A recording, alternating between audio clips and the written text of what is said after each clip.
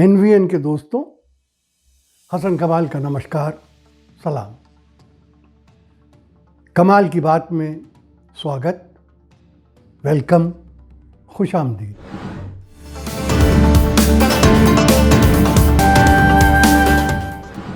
तो दोस्तों, आखिर पेगासस की दस्तक पर सुप्रीम कोर्ट ने अपने दरवाजे खोल ही दिए। मामला सुप्रीम कोर्ट में पहुंचा, पहली सुनवाई हुई। चीफ जस्टिस रमन्ना ने चंद बहुत कड़े सवाल किए।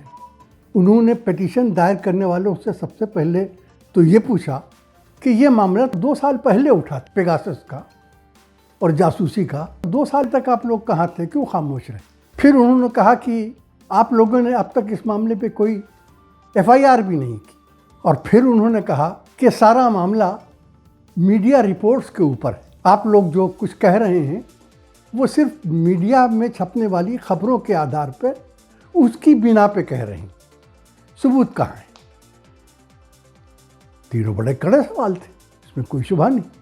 लेकिन दोस्तों, मुझे पूरा विश्वास है, मुझे पूरा यकीन है कि जस्टिस रमन्ना जो सवाल कर रहे थे उस सवाल का जवाब भी जानते थे।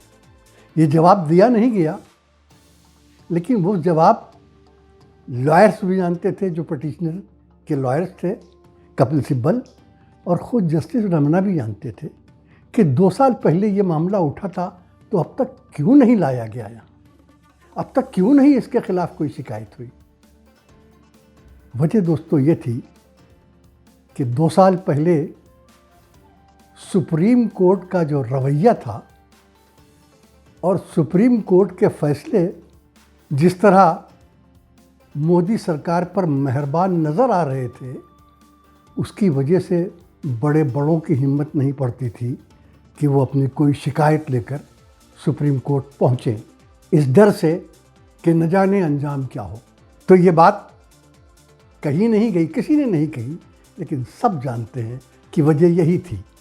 2 साल के बाद अब जब सुप्रीम कोर्ट का रवैया बदला हुआ दिखाई दे रहा है, जब एक बार फिर जनता सुप्रीम कोर्ट की तरफ आस भरी नज़रों से देख रही है और यकीन कर रही है, तो लोगों को भी हिम्मत बढ़ी है कि वो अपनी फरियाद लेकर सुप्रीम कोर्ट तक पहुँचे।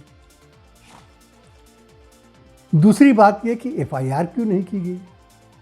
तो दोस्तों, ये बात किसी से छुपी नहीं है कि अगर FIR की जाती तो क्या ये भरोसा था कि वो FIR लिख भी ली जाती, और अगर वो FIR लिख भी ली जाती, कबूल भी कर ली जाती, तो क्या यकीन, क्या विश्वास था कि उसके ऊपर कोई कार्रवाई होती? ये बात किसी से ढकी छुपी नहीं है कि न जाने कितनी FIR लिखाई गई हैं, लेकिन उन्हें ठंडे बस्ते में डाल दिया गया, उन पर कोई कार्रवाई नहीं हुई। हम पिछले कुछ दिनों से देख रहे हैं कि सिर्फ उन्हीं FIRs पे कोई कार्रवाई होती है जो या तो गवर्नमेंट खुद कराती है या बीजेपी के लोग कराते हैं, वरना किसी FIR पर कोई कार्रवाई बड़ी मुश्किल से होती है। कम से कम वहाँ तो होती ही नहीं है जहाँ बीजेपी का राज है।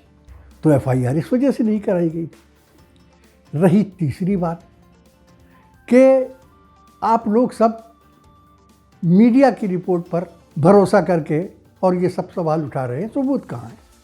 तो हमें यकीन है कि सबूत आएंगे और ज़रूर आएंगे, और अभी तक क्यों नहीं आए उसकी भी वजह सुप्रीम कोर्ट को भी मालूम है, हमको भी मालूम है, आपको भी मालूम है, दुनिया को भी मालूम है।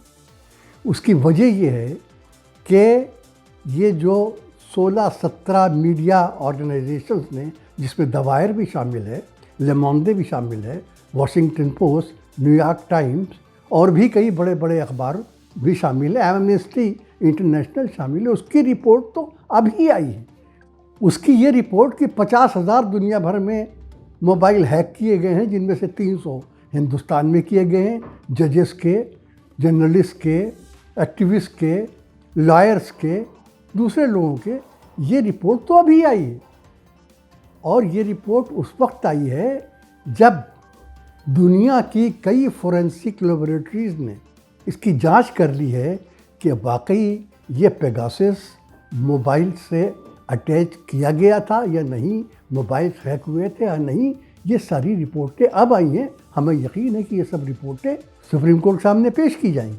दूसरी बात ये है कि सुप्रीम कोर्ट भी जानता है कि जहाँ कहीं भी फ्रांस में, बल्गारिया में, मैक्सिको में, खुद इसराइल में और कई कंट्रीज़ में जहाँ पर जांच के या इंक्वायरी के ऑर्डर्स दिए गए हैं, वहाँ भी मीडिया की रिपोर्ट्स के ऊपर ही दिए गए। फ्रांस ने अगर ऑर्डर दिया है इंक्वायरी का तो मीडिया रिपोर्ट्स के ऊपर ही दिया गया है। तो हमारा सुप्रीम कोर्ट सरकार से ये तो कह ही सकता है कि भाई अगर कुछ और नहीं तो ये तो मालूम करो कि मीडिया में जो रिपोर्ट आ रही हैं या आई हैं वो सही है या गलत है। इतना भी अगर उन्होंने मालूम किया तो हकीकत सामने आ जाएगी। लेकिन सरकार के लिए ये भी बहुत मुश्किल है। आपको देखिए कितना बड़ा जोक आपको बताता हूँ। अभी तक पार्लियामेंट के दोनों हाउसेस में हंगामा चल रहा है, कोई कार्रवाई नहीं हो पाई। हंगामे की वजह पेगासस भी है और भी हैं, पेगासस भी है, और अपोजिशन कह रहा है कि इस पर चर्चा की जाए। सरकार चर्चा से बच रही है और अब बीजेपी के लीडर ये कह रहे हैं कि हम चर्चा कैसे करा सकते हैं, अब तो सारा मामला सब जुडिस है, मामला सुप्रीम कोर्ट पहुंच गया है, हम कैसे अब इजाज़त दे सकते हैं, ये तो कानून के खिलाफ होगा। अरे भाई, सुप्रीम कोर्ट में मामला अब पहुंचा है, इतने दिन तक क्या कर रहे थे? तो ये सिर्फ बचने की कोशिश है, लेकिन बचना बहुत मुश्किल है। उसकी सबसे बड़ी वजह ममता दीदी का बिठाया हुआ मदन डी लिकुर कमीशन।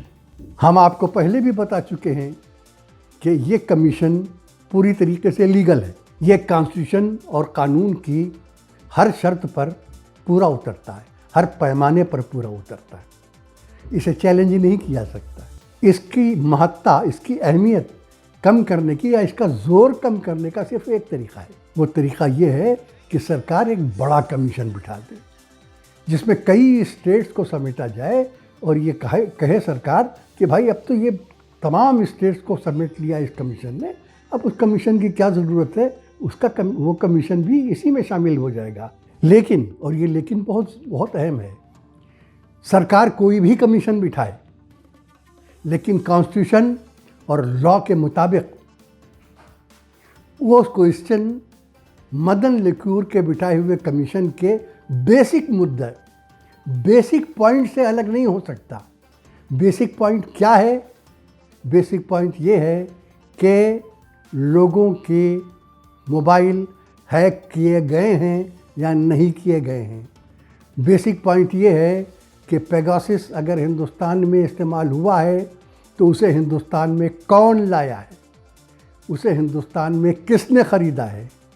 इस मुद्दे को, इस मत को, इस पॉइंट को सरकार का बिठाया हुआ कमीशन इग्नोर कर ही नहीं सकता, बाईपास कर ही नहीं सकता। तो चाहे जो भी कमीशन बिठाए, बेसिक बात यही होगी कि ये पेगासस हिंदुस्तान में कौन लाया, किसने यूज़ किया, और फिर वो बात सामने आएगी कि एनएसओ क्या कह रही है। एनएसओ ये कह रही है हम तो ये सॉफ्टवेयर सिर्फ रिकग्नाइज्ड और डेमोक्रेटिक गवर्नमेंट्स के हाथ बेचते हैं, और इसलिए बेचते हैं ताकि टेररिज्म को चेक किया जा सके। तो पूछा जाएगा किन टेररिस्ट को चेक किया गया?